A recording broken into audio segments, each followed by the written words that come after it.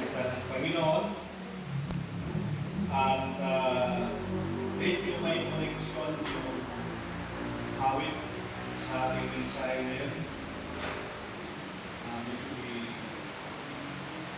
ilamin ko yung konti doon na lyrics. Ito po ay napakaganda na ating paalala sa atin ay aral sa bawat isa sa atin. Salamat sa pagawit.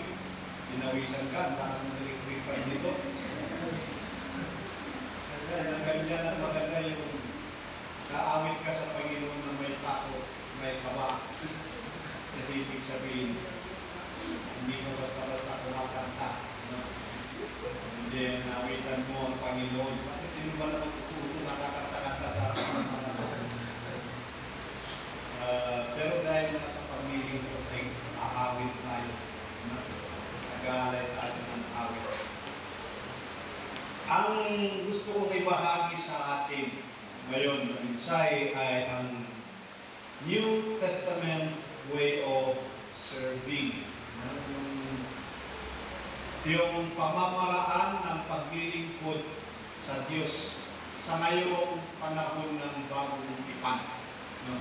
New Testament.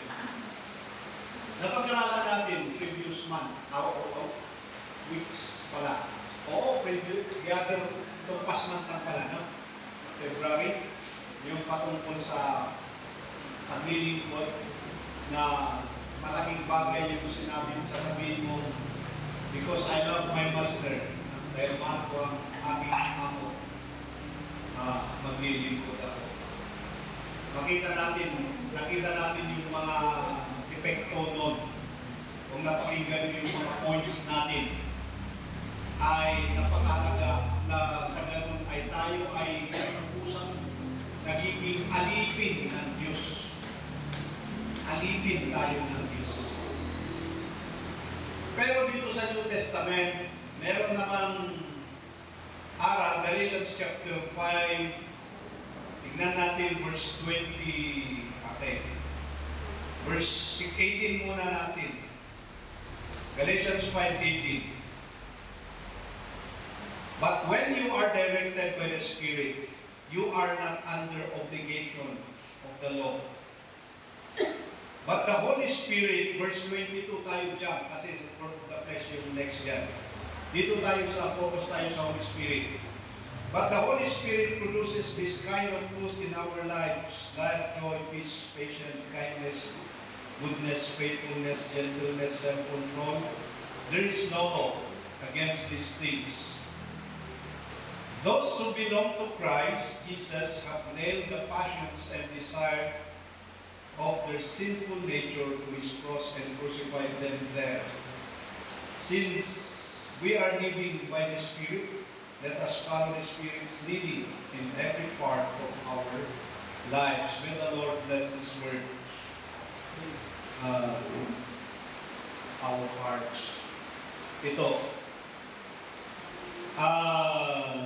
tinutukoy ni Pablo yung Holy Spirit, ang banal na Espiritu. At nabasa natin kung ano ang dulot ng banal na Espiritu. Ito ang usapan natin ngayon. Holy Spirit. Ito po ay tatlong persona ng Diyos na siyang nasa atin. Doctrinally, theologically speaking, ang banal na Espiritu ay nasa atin noong tinanggap mo ang Panginoong Hesus na inyong tagapagligtas. Ibig sabihin, meron kang Holy Spirit, meron ka nitong banal na Espiritu na nananahan sa iyong puso. Hindi ito umaalis. Nung tinanggap mo ang Panginoong Hesus, nandyan na, hindi yan aalis sa iyo. Sabi niya doon sa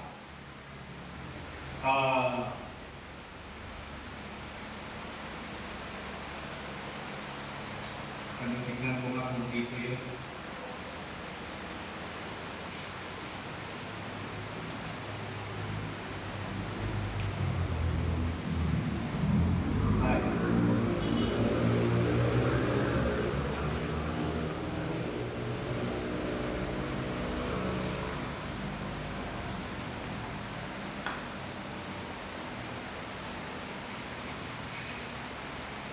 Ephesians chapter 4, verse 30, sabi niya dito, grieve not the Holy Spirit of God, whereby ye are sealed unto the day of redemption. Anong ibig sabihin niya? Yung Holy Spirit daw, huwag natin dapat pigilan yan o gawing malungkot na hindi siya magtrabaho sa atin dahil yung Holy Spirit ay nasa atin na mula noong kailan napunta sa iyo Holy Spirit.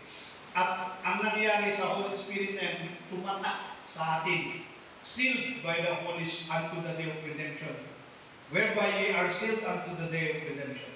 The Holy Spirit, yung banal na Espiritu ay naitatak na sa atin. Kaya ito ang gusto kong paalala muli, huwag kayong magsawa dito. Kung tinanggap mo ang Panginoong Jesus dahil nalaman mo, maniniwala ka na siya ay tagapagligtas at nakumbinsa ka na siya tagapagligtas at tinanggap mo siya, pumasok siya sa iyo ang tumatak sa iyong puso. Tumatak yan sa buhay mo. Hindi na yan mawawala. Hindi yan mabubura. Tatak mo na yan. Maintindihan niyo ba yung tatak? Ang mga damit may tatak yan. No? Pag nakita mo na ang tatak niya ay waya. Ano yun? Bumualdes. Dami ng lakoste sa to. Ang ibig sabihin lakoste yun. Medyo may presyo-presyo ang mga yun. Kung ang damit mo ay nakahawak ng pamalo ng golf, polo. O di, so ang marunong kayo, ako nakita ko lang yun. yung mga yun, tatak na yung identity ng isang bagay, ng isang gumawa. Sa atin, nung tinanggap natin ng Panginoong Jesus, meron tayo yung natatak sa atin. Puso, no? Yung kaluluwa, yung espiritu na yan, in a form na hindi mo yan nakikita, parang hangin yan, pumasok sa atin nung tinanggap natin ng Panginoong Jesus. At yung Holy Spirit na yun, ay siya ang umiiral, nagtatrabaho sa atin. Gumagalaw sa atin. Ako, sapat na yung sa Holy Spirit. Noong natanggap ko yung Holy Spirit na yun dahil tinanggap ko ang Panginoon Jesus. Sapat na yun. Hindi na ako nagdadalawang isip. Hindi ko na kailangan kung ano pang espiritus dyan. Alam nyo, nung nasa seminar, naging sensationalize yun pa. Yung message. Kasi ganyan yung preacher eh. So, bawat isa, pumunta sa harap, iyakapan. Iyakapan sila, nag-iyakan, i-release daw nila yung mga sama ng loob. Sabi ko naman sa loob-looban ko, wala akong hinanakit. Dahil una napatawag na ako ng Panginoon, pinatawag ko din yung mga tao, natanggap ko na sila. Wala akong hinanakit. Bakit ito? Ngayon, sa tagal-tagal nila, dito pa sila, dala-dala nilang hinanakit. Tapos iyakan. Puno ng iyak. Tingnan ko si Sarabi, hinibintay ko kung iyak, hindi naman umiyak. Sabi ko, manhid ang puso dito, hindi iyak. Ako, nandun ako, nandun-hopso. Umaya, tumahawa yung isa, yung pastora. Ang iyak-iyak,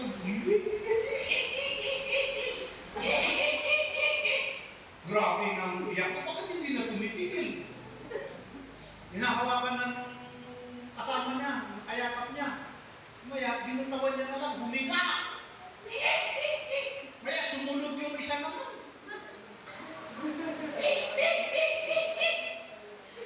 Kaya tinuro pati yung madam.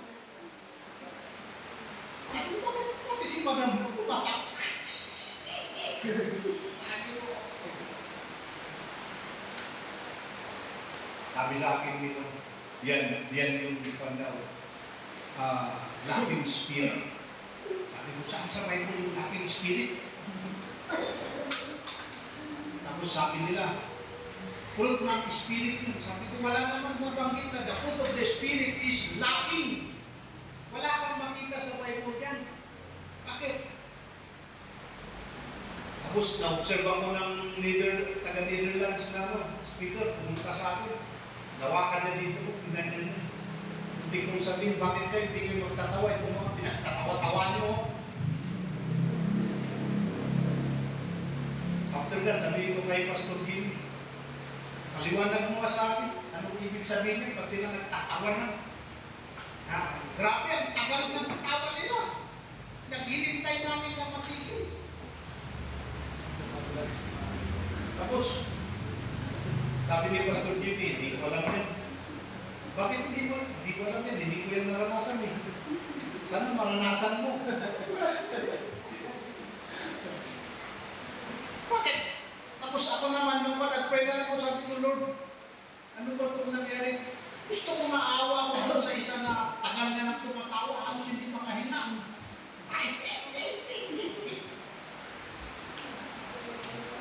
Gusto kong puntahan at ipag-pray ko, kaya lang baka, gusto kong sabay na sabi, Lord, umalis ka dito, palisin mo yung nandito, Lord. Hindi ito Holy Spirit. Ginagawa ng siramulo ito. Bakit naging ganito? Hindi ibig sabihin na happy-happy ka pag ano. Kasi ang atin, the fruit of the Spirit is not happiness.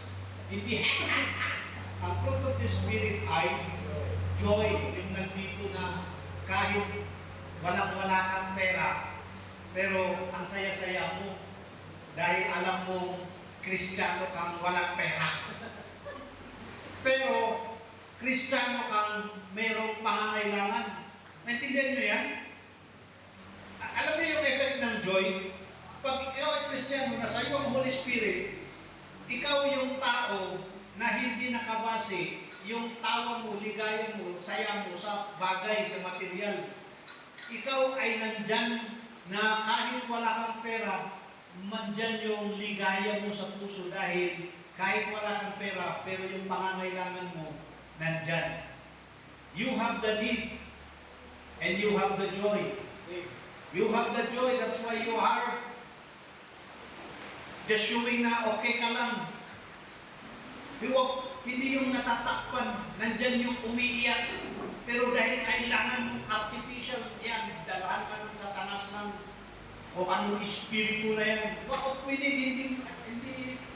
hindi kung ano espiritu. Holy Spirit lang ang kailangan natin. Yung pumasok yung espiritong galing sa kung saan, pinatawa ka. Nagpapakinggan ko.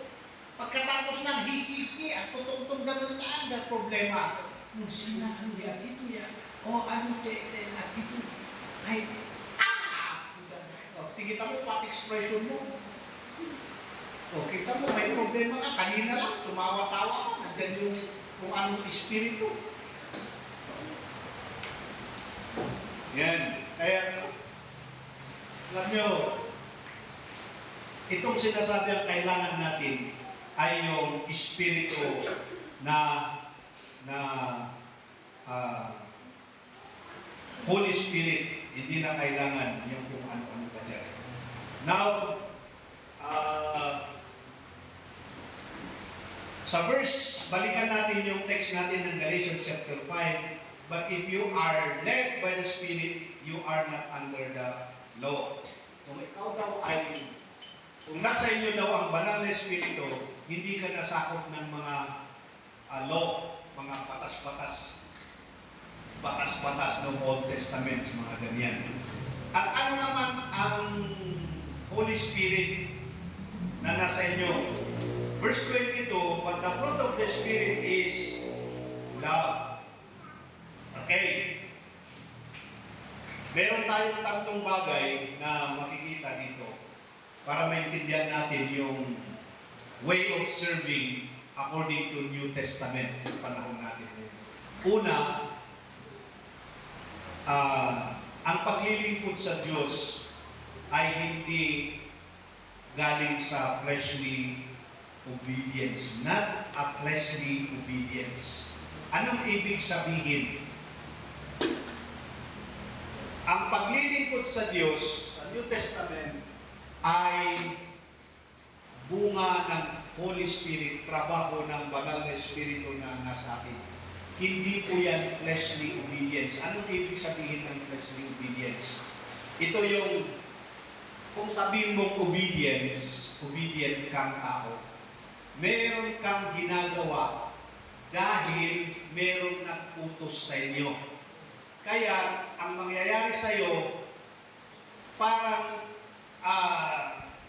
ginagawa mo na ang isang bagay dahil gusto mong hindi masaktan yung nag-utos sa iyo. Ano? Ayaw mong magalit siya sa iyo, kaya gagawin mo yun. So, nakatali ka doon sa gusto ng isang tao na utos sa inyo o kaya'y pinaglilingkuran mo. Ganon ang isang klase ng paglilingkod. But that is what we call fleshly obedience. Dahil kung na-appreciate ka man, uy, ang sipag-sipag mo, uy, ang dami mong ginagawa, wow, talagang masipag kang masipag. Pero ang dahilan na naging masipag ka ay para lang sa rason na yon, hindi po yun work of the Holy Spirit. Maintindihan nyo? Sa ngalan ng pagiging masunurin, gagawin mo ito. Ginagawa ng sarili yun, ng katawan. Second, not by law. Law. Verse 20, sabi niya, we are no longer under the law of Moses. No? Hindi, pag ikaw ay nasa Panginoong Hesus, nasa iyo yung Holy Spirit, hindi ka na under doon sa kautusan. Intindihan nyo yan? Parang ganito yan. Noong Old Testament, ang pagkakaiba ay ito. Huwag kang papatay. Huwag kang pumatay kasi sinabi niya dyan sa batas, huwag kang papatay. Ang daming batas doon. Kita niyo ang nagagawa ng batas na yan. Sa atin na hati-hati tayo. Yung mga ibang grupo, hindi sila mag-uulam ng karne ng baboy, dahil nasa batas ng mga Hudyo yan, hindi maulam ang baboy. Ginaya naman nitong mga kagaya nating mga Hudyo, ay mga hindi. Ang problema, pag nag-uulam yung mga ibang kasama na hindi nag-uulam ng karne ng baboy, pag may salo-salo at nandun sila, yung iba na iinggit, kaya ng protak-an, pera. Yung iba hindi kinakaya talagang